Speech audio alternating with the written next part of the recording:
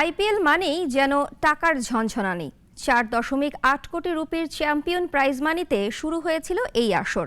সেখান থেকে প্রতি বছর বেড়েছে টাকার অঙ্ক। 17তম আসর শেষে শুধুমাত্র চ্যাম্পিয়ন প্রাইজ মানি হয়েছে 20 কোটি রুপি। রানার্স আপ দল পেয়েছে 12 কোটি 50 লাখ রুপি। কে কত অর্থ পুরস্কার পেল তা জানবো রাজিবুল ইসলামের রিপোর্টে। এক পেশে ফাইনাল জিতে নিজেদের তৃতীয় শিরোপা ঘরে তুলেছে Kolkata Knight Riders. Champion Kolkata, runners up হায়দরাবাদের পাশাপাশি প্লে অফে খেলা রাজস্থান, বেঙ্গালুরু ভালো পরিমাণ অর্থই পেয়েছে।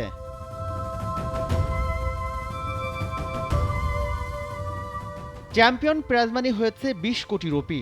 চ্যাম্পিয়ন দল কলকাতা পেয়েছে এই অর্থমূল্যের পুরস্কার। রানার্স আপ হিসাবে হায়দরাবাদ পেয়েছে 12 কোটি 50 lakh rupee. Most valuable player হয়েছেন সুনীল নারিন। 3 বার এই পুরস্কার জিতলেন এই Caribbean.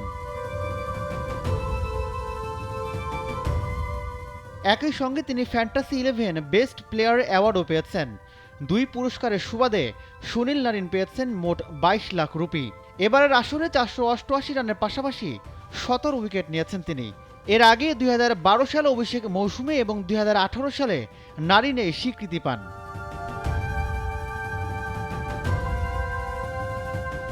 Fantasy player of the match হিসাবে 1 লাখ রুপি পেয়েছেন মিচেল স্টার্ক এবং ম্যান অব দ্য ম্যাচ হিসাবে পেয়েছেন 5 লাখ রুপি। সবচেয়ে ডট বলের জন্য হার্ষিত রানা পেয়েছেন 1 লাখ রুপি। ফাইনালে সবচেয়ে বেশি চারের জন্য রহমাতুল্লাহ গুরবাজ এবং সবচেয়ে বেশি ছক্কার জন্য আইয়ারও পেয়েছেন 1 লাখ রুপি।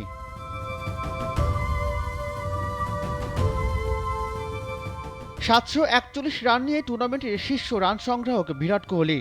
বেঙ্গালুরুর ব্যাটার 1 সেঞ্চুরি এবং 5 হাফ সেঞ্চুরিতে রাঙিয়েছেন এবারের আসর।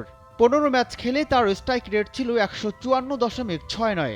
অরেঞ্জ ক্যাপের পাশাপাশি তার ঝুলিতে গিয়েছে 10 লাখ রুপি। 24 উইকেট নিয়ে হার্শাল প্যাটেল জিতেছেন পার্পল ক্যাপ। ক্যারিয়ারে দ্বিতীয়বার পেলেন এই স্বীকৃতি। তাকেও দেওয়া হয়েছে 10 লাখ রুপি। এছাড়া ফেয়ার প্লে অ্যাওয়ার্ড জিতেছেন হায়দরাবাদ। দল হিসেবে তারা পেয়েছে 10 লাখ রুপি। আর বর্ষসেরা উদীয়মান খেলোয়াড় হয়েছেন তাদের ব্যাটার নীতিশ কুমার রেড্ডি। তাকেও দেওয়া হয়েছে 10 লাখ রুপি। রাজিবুল ইসলাম, নাগরিক। একমাত্র ওয়ালটন এসি দিচ্ছে 1 বছরের রিপ্লেসমেন্ট গ্যারান্টি এবং কম্প্রেসারের 10 বছরের গ্যারান্টি।